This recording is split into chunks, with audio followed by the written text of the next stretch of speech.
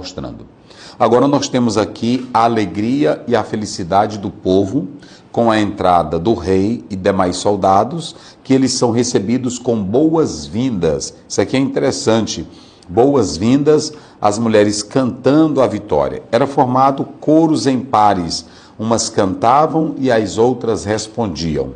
E a partir desse momento aqui, vai começar uma briga de ciúme, de rivalidade, de inveja e de perseguição implacável da parte de Saul para com Davi, simplesmente por causa de uma frase que as mulheres passaram a expressar.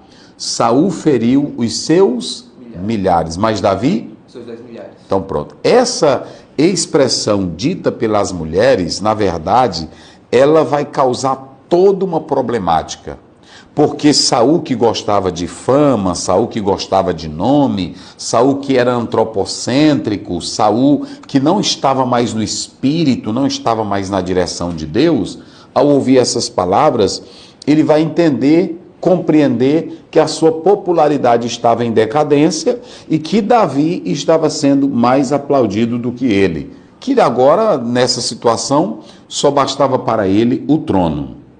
Então, com essas danças das mulheres, com tocando adufes, com pandeiro, conforme aparece no próprio Antigo Testamento, esses instrumentos de músicas e essas frases, elas foram marcantes para Saul, porque entendeu que as mulheres estavam dando popularidade agora mais a Davi do que a Saul.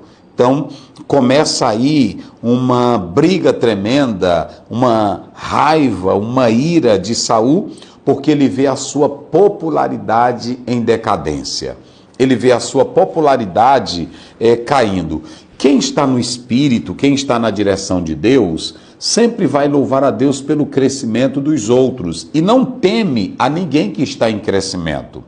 Quando nós olhamos para João, no capítulo 3, lá pelo verso 30, a Bíblia diz que quando alguém passou a elogiar Jesus, aí o próprio João Batista disse, é bom que ele cresça e que eu diminua.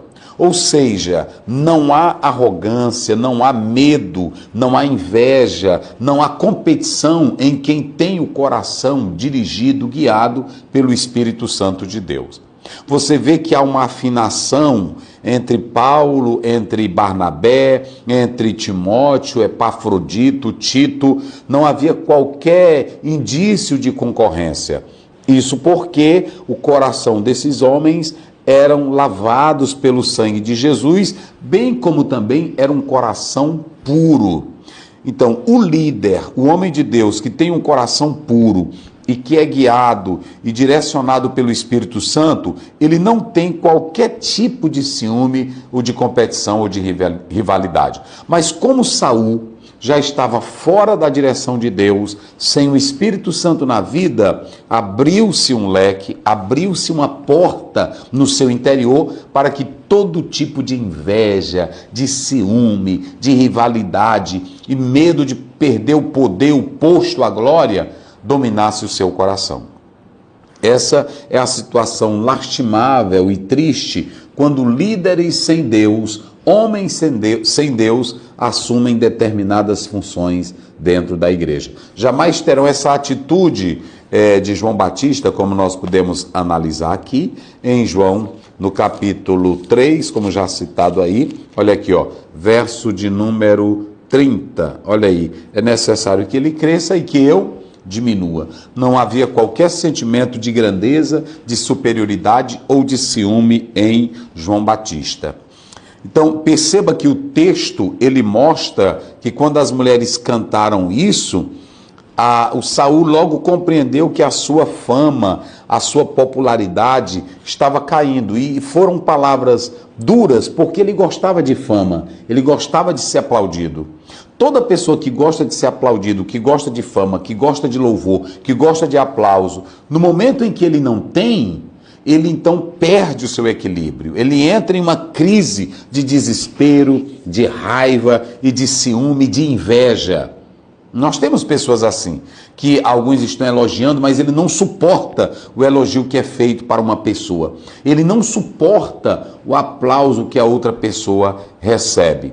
Pessoas assim evidenciam que o seu interior, a sua vida, é dominada pela inveja, pelo ciúme e pela rivalidade. Então o rei, ele percebeu que a fama de Davi crescia, e que esse jovem estava agora em ascensão e ele passou a ter inveja. E aqui nós podemos analisar que como Saul gostava de louvores e de opiniões vantajosas do povo, quando ele não recebeu isso, então ele entendeu que agora só bastava a coroa para Davi. E daquele em diante, olha o verso 9, o que aconteceu? E desde aquele dia em diante, Saul tinha Davi em suspeita. Ou seja, a expressão é Davi aqui, Saul tinha Davi em suspeita. Ou seja, a partir de agora, ele vigiava Davi com ciúmes.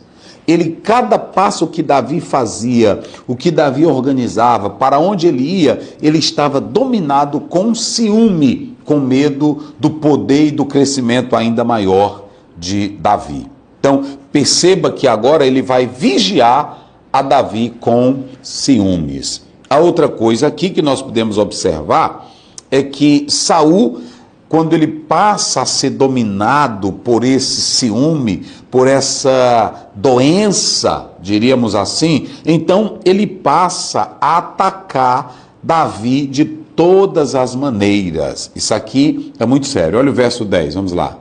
E aconteceu outro dia que o mau espírito da parte de Deus se apoderou de Saul e profetizava no meio da casa. E Davi tangia a harpa com a sua mão como de dia em dia. Saul, porém, tinha na mão uma lança. Verso 11. E Saul atirou com a lança, dizendo: Encravarei a Davi na parede. Porém Davi se desviou dele por 2 vezes. E temia Saul a Davi, porque o Senhor era com ele, e se tinha retirado de Saul. Então vamos lá, nós temos alguns problemas aqui. Primeiro, quando o ciúme entra, ele começa a vigiar os passos de Davi, a perseguir Davi por onde Davi ia. Ele queria armar algum tipo de cilada para matar Davi. Quando ele não conseguia, ele mesmo tentava fazer isso com as suas próprias mãos. Então, ele a partir de agora passa a atacar Davi de todas as maneiras. Toda pessoa ciumenta, toda pessoa que não tem confiança em si mesma, toda pessoa que não tem autoestima elevada, que não confia em Deus, que não é direcionado pelo Espírito, ele tem medo da pessoa que prega mais, da pessoa que ensina mais, da pessoa que tem mais popularidade, porque o Espírito não está. E pessoas assim atacam na internet, atacam na igreja, falam mal daquela pessoa, tudo com a intenção de apagar o bom nome, a boa imagem que as pessoas nutrem sobre alguém que tem comunhão com Deus. E assim era a forma que Saul agia para com Davi. Mas a Bíblia mostra